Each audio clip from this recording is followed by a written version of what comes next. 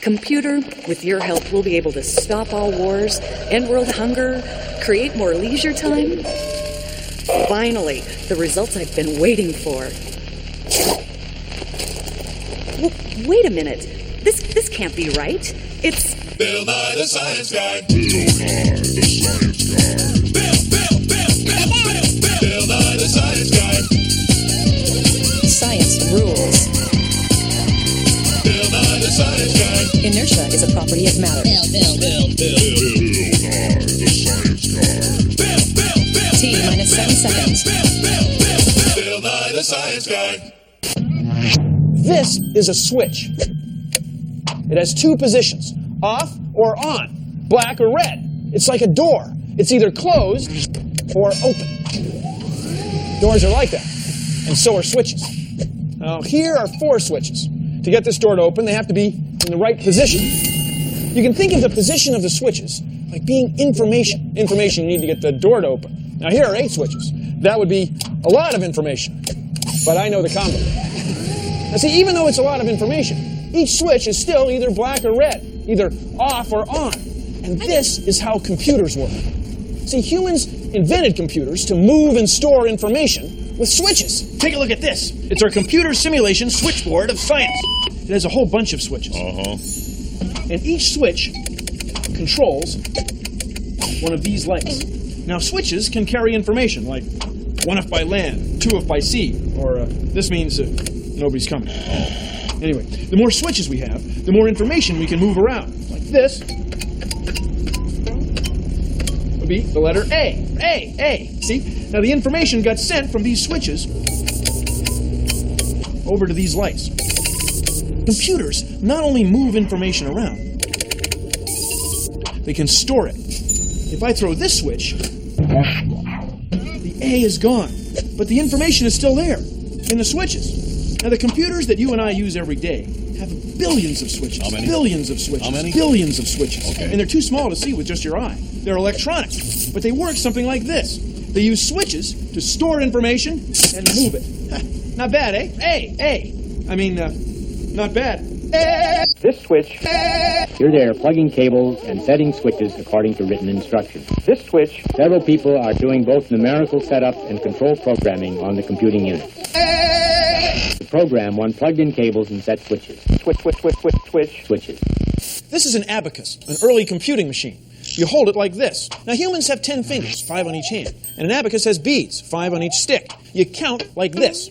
1, 2, 3, 4, 5. That's one hand. 6, 7, 8, 9, 10. That's 2 hands. Now, to get to a number bigger than 10, You need a third hand. you have to add another stick. 10, 11, 12, 13, 14, 15, and so on. Now, there's nothing in a computer that can count to 10 the way you can with your hands. Computers have switches, and each switch can only count to 1. Each switch is either 0 or 1. 0 or 1. Then to count to a number bigger than 1, we have to go to another stick. This one is 0 or 2. Then to count, we go 2 plus 1 is 3. 0 or 4. 4 plus 1 is 5. 6, 7, then 8. With enough switches, billions of switches. Huh? Billions of switches. Okay. Billions of switches. You can count into the billions. Billions. See, it's just another way of counting. It's called binary. Binary means 2, like a bicycle has 2 wheels. Now, each piece of information that's either 0 or 1 is called a bit. So computers count with binary bits. Each switch is either 1 or 0. 0 or 1. On or off. Oh, I think I hurt my arm. Johnny wanted to hook up to the most powerful computer in the world. Unfortunately, his modem dialed the wrong number. Who could tell me what the capital of Ohio is? And that's why he became Johnny? Johnny Moronic. Coca-Cola, $1.99. 5 cans of corn niblets, 99 cents. Gum, 75 cents. Cotton balls, $1.99. Johnny Hi, Mr. Vice President. What are you working on? Hi, Bill. Actually, I'm watching a lightning storm on Jupiter. Oh, there's no telescope or anything. You're just sitting in your office. Right? I'm using the power of the internet to access the World Wide Web on my laptop computer, where I can see the luminous electric discharge in Jupiter's atmosphere that produces lightning. God, there's so much here. It's so fast. It is, but as you know, the speed of any electrical signal is limited by the capacitance of its substrates. Yeah, you're right. Speed is always a constraint. But man, it just looks like you could do everything. Not quite everything. I am vice president. This computer is a form of hardware. It's a very powerful tool, but without software, it wouldn't be worth anything at all. See, software is a list of instructions that tells the computer how to run its millions of switches, like how to turn on and how to turn off. This videotape is another form of software. Without it, your VCR isn't worth anything. You need hardware, the VCR, and software, the tape, to make it work. What's on this film is software too.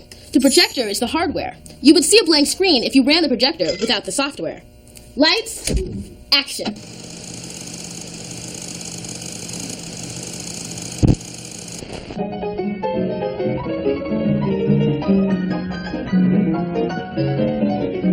Not bad, huh? It's a player piano. It's a lot like a computer. It has software. It converts information from one form to another. In this case, the holes in this paper roll get converted to musical notes. See, as the holes go by, they tell the piano whether to play a note or not. They're like switches in a computer. It's also a lot like a compact disc.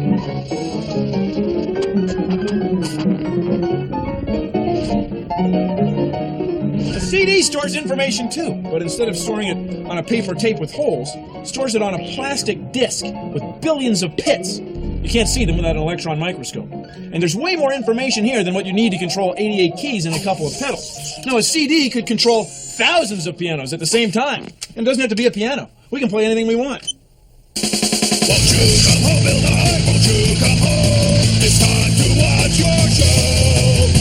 It's time for lots of science. This is the time for Bill Nye, the Science Guy.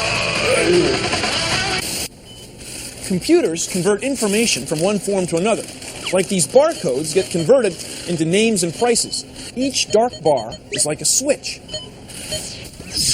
The laser reads the bars and sends that pattern to the store's computer, which takes that message of light and dark spaces and matches it to a product and a price. Then the store's computer sends a new message to the cash register. Then a computer in the cash register converts that information back into names and prices. Now, the information about the price and any special the store might be having is stored in the computer, not on the package itself. And store managers can use this information to make sure they keep the right items in stock. How are we doing there? $1 million.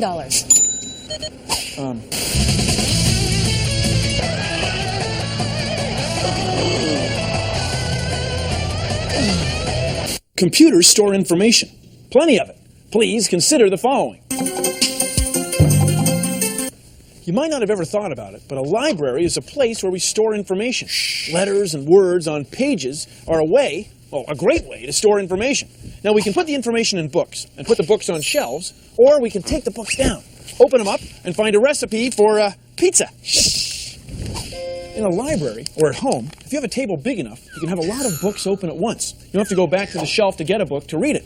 And you can scan from one book to another, just like that.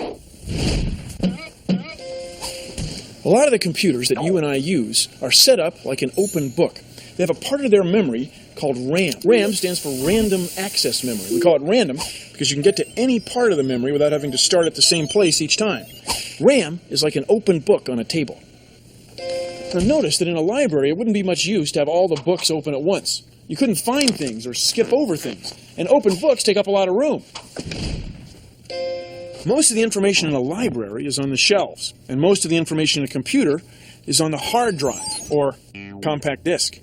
You can't make use of this information until it's in RAM. The same way you can't make use of the information in a book until you take it off the shelf and open it. Well, thank you for joining me. It's amazing. It's unbelievable. It's the EdZac computer. No more need for tedious pencil and paper, as computing power, never before seen in the history of man, hundreds of calculations an hour on thousands of switches. Ever wonder how a computer sorts through huge amounts of information? You can see how a computer works by making a model. I've got some 3x5 cards like these, and I cut a corner off at an angle. That way I'll know if my cards are facing the same way or not. Then I gave each color a tab in a different spot along the top. Then punch a hole in the center of each tab. Now mix up your cards. These cards are like pages of information stored on your computer. Now, if I want to get all the green cards out, I don't need to look at every single card and sort them out one by one. I can just take a paper clip and hook the green ones all at once. Pretty cool, huh? That's how a computer sorts things too. It looks for a marker or a tab and only pulls out the information you need. This guy's funny. B8. Ah, you sunk my aircraft carrier. You beat me again. 7 out of 7, not bad. Computer screens have a grid like this game. For a computer to make a picture, it needs a program to tell it how to light up the points on the grid. You want to play again? Come on. One more. Very fun. Fine. It's like making a picture just using colored pegs. I'm sure by itself the grid doesn't really look like much, right? Well, if we add a program, and you fill in the colored dots on the grid,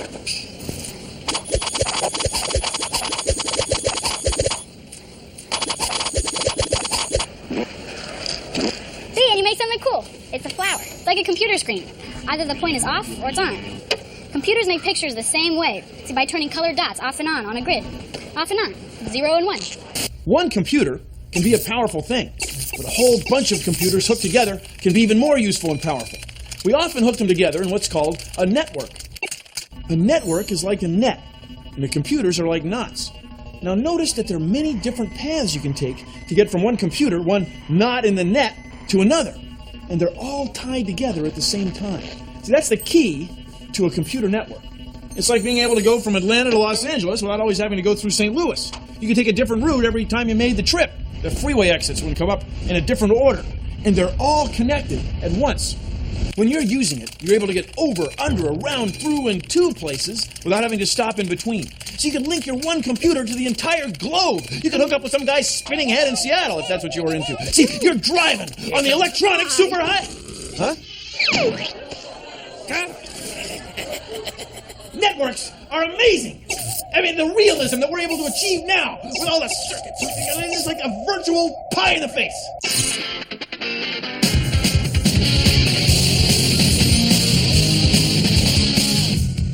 Plugged In is a community computer center, and basically it's here to help the community learn how to use computers and help them use them as a tool. Being able to work with the computers and have people that will teach you when you don't know what you're doing and maybe take you through it, that's very cool because when you get out into the job world, you'll have to know those type of skills. Plugged In Enterprises is a business run by teams. So we build web pages for people or businesses. Web pages are from the World Wide Web, and they're easy to access from any web browser. We just make them look as best we can. We build them to their specifications. We put in little codes and little tags into the computer to make it look like this, to make an image show up, or to make words show up in a certain place. What's that pi at pluggedin.org? Yes, pi at pluggedin.org. The internet is cool because it links everybody in through information, and that's the only common thing that we all have is we all want information. We all need information. I believe everybody should get plugged in. Now, open the pod bay doors. I'm sorry, Bill. I'm afraid I can't do that. I confidently expect within 10 or 15 years we will find emerging from the laboratory something not too far from these robots of science fiction fame. Some scientists are trying to make computers that work something like the brains of insects. The robot. Suppose we took a simple instruction. A thinking machine. If there's something in front of you, don't run into it. See, for you and me, that'd be easy. We just open our eyes and see an object and not walk toward it. But to get a robot to do the same thing is a pretty complicated task. We must make the computer aware of the same rules. It took scientists a long time to make this robot. There's a computer in it that uses sound waves to sense what's in front of it and trace its path. Artificial intelligence. Now, the reason it's easy for us is that human brains are so much more complex than even the fanciest computers and robots. Artificial intelligence.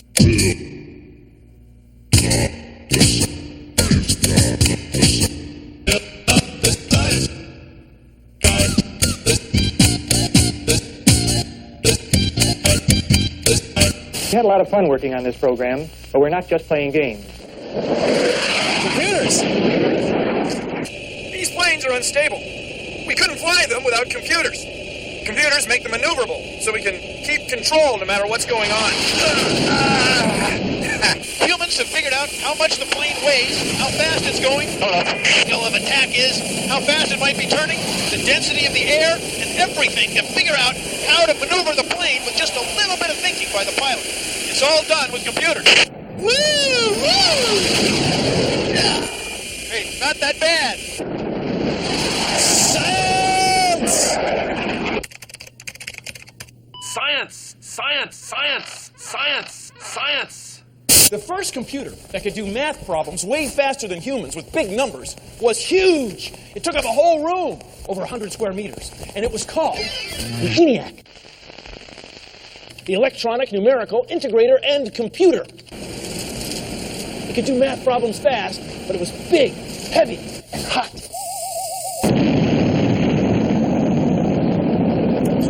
In the mid-1960s, the computer in this spacecraft was the most powerful computing machine possible for its size. It weighed about a 10,000th as much as the ENIAC, and it used about a 10,000th as much electricity. We made all those changes in just 15 years.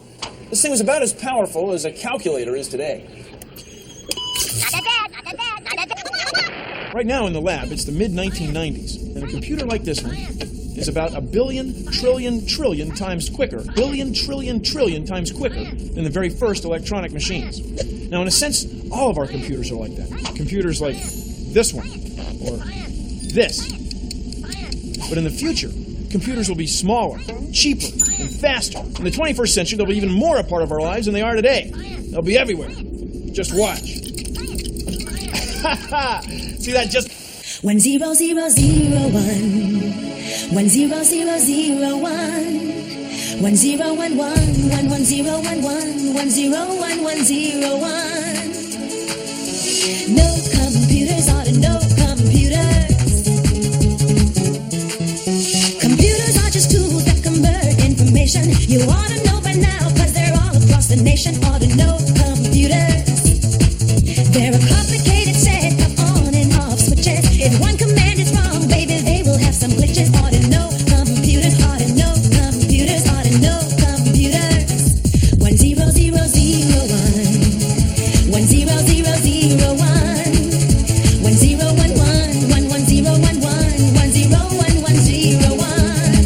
I must confess, girl, yes, I want to know computers. Help me out, want you to be my tutor. What's a bit and what's a byte? And put my mother to late the night. It's not just a calculator. Every user has navigators. You can be my troubleshooter. Oh yeah, I want to know computers. Well, that's our show. Thanks for drag and dropping by. If you'll excuse me, I've got some object-oriented search algorithms to debug. See ya! Produced in association with the National Science Foundation. Won't you come home, Bill Nye? Won't you come home?